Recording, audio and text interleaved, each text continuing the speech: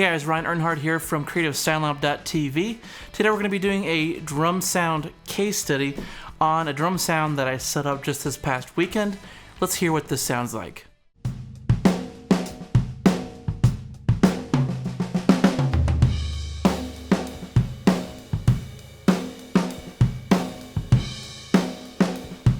So starting out with the drums themselves, these drums here are the Pearl Masters Birch 1999 Pearl kit, Remo coated ambassadors on the top, Remo clear ambassadors on the bottom. The bottoms are tuned higher than the tops. Now the snare drum that we're hearing today is a Olympic snare. It also has a Remo ambassador on the top. So the first four mics in my chain were actually through the Warm Audio 412. I wanted to really see what this thing can do. They're saying that it has a little bit more low end than the initial API designs, and if you run it with the tone switch enable, it's more like the classic design. So I was all about this thing. It was a lot of fun to really let it rip. I basically pulled it as far as it could go without distorting, then backed it down about 30%. I used the trim on it quite a bit, so I have it trimmed down probably about 20 dB on every channel. I was really just going for a really full sound, trying to get actually some good, cool harmonics going out of the preamps. After that, it went into the compression and other ways of processing things.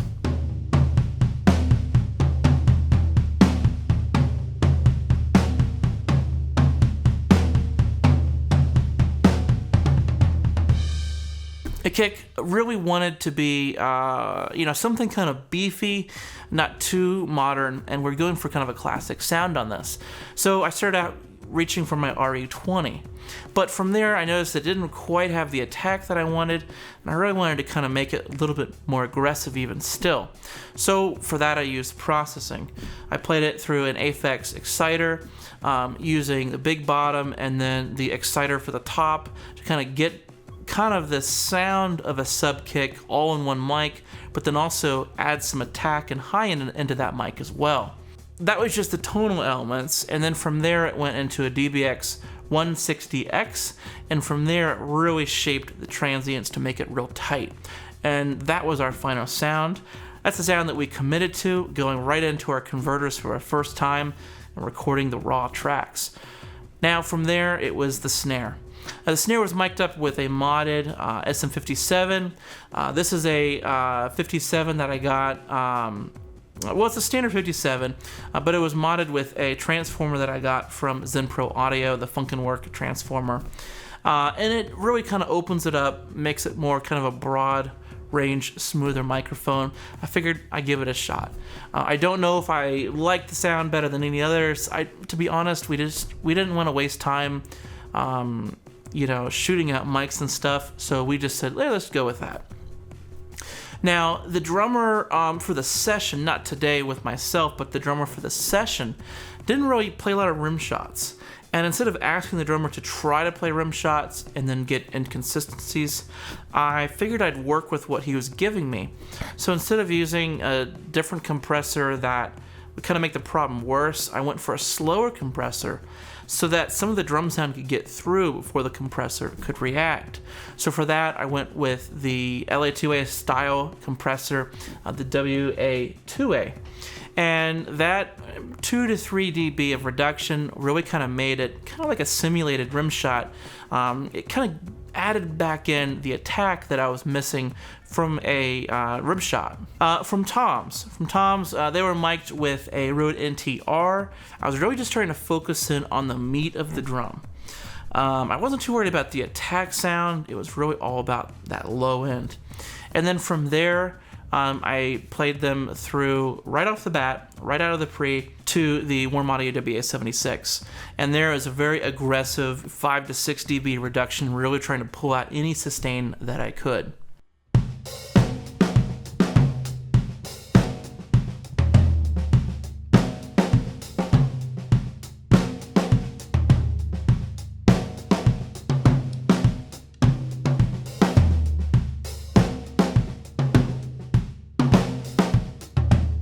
Moving on from toms, we can go to overheads.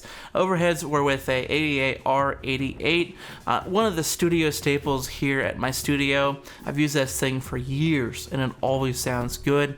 I came in at a slight angle to kind of narrow up the image just a little bit.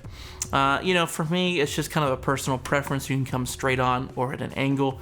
For me, this particular drum sound was at an angle, so I can control the hi-hat being a little bit more centered rather than being off to the right a little bit. Now, the R88 came through the TB12s and kind of the cleanest setting that I can get them. So the X18 op amps, clean caps, nickel transformer, no attenuation.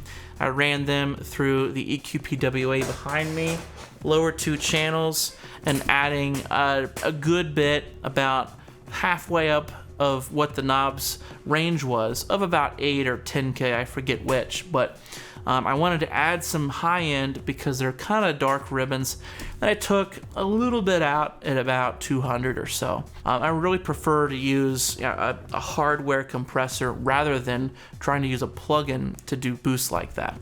The other kind of auxiliary stuff going on, I used the 7-Circle Audio T15 preamps. These are preamps that I've had for ages. I built them all myself. They're a kit. They're actually pretty good preamps, but they're not discrete. And so a big difference between these preamps, the Warm Audio stuff, is that the Warm Audio stuff is discrete. You don't see any IC chips. You have op amps. And these, instead of an op amp, you just have a big old chip with 8 prongs that go into the circuit board. So it's a little bit different. You can actually push these pre's in the same way that you could push the other preamps and then trim back the gain.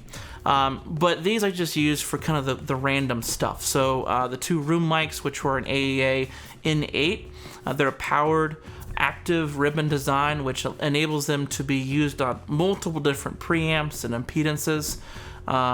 Fairly straightforward. I just recorded those straight in. And then the underside snare mic was in channel 1 of this unit. That was a 414B-ULS, somewhere in the 1980s. That's a transformer through-hole design of that mic. And then the next mic was the hi-hat mic, an M88 dynamic microphone by Beyerdynamic. Now that actually sounds pretty good. A lot of times hi-hat can be really bright, and it can sound pretty decent to throw up a 57 or something like that on the hi-hat. Now the final mic on today's setup is the Volst microphone. Now I know that Moses Snyder uses a SM57. I figured, hey, I have an SM7B. I'll go ahead and just throw that on there. That was going through a Warm Audio WA12, going into a EQPWA to shave off a little bit of the low end, shave off some of the top end, and just kind of help shape the sound going into the WA786 compressor behind me. That was in all buttons mode, set pretty aggressively with the release time at about 12 o'clock. So it was very aggressive. The release time can dial in how aggressive you want it to sound.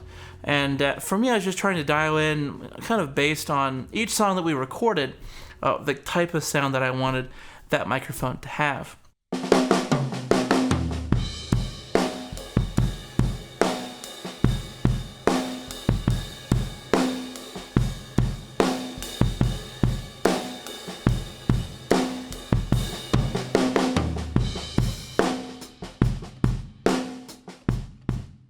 This was just an overview of just a drum setup that I used this past week. Kind of the mics, the pre's, all the stuff that we use to shape the sounds of the drums. So let me know what you thought of this. I'd love to hear what you think in the comments below.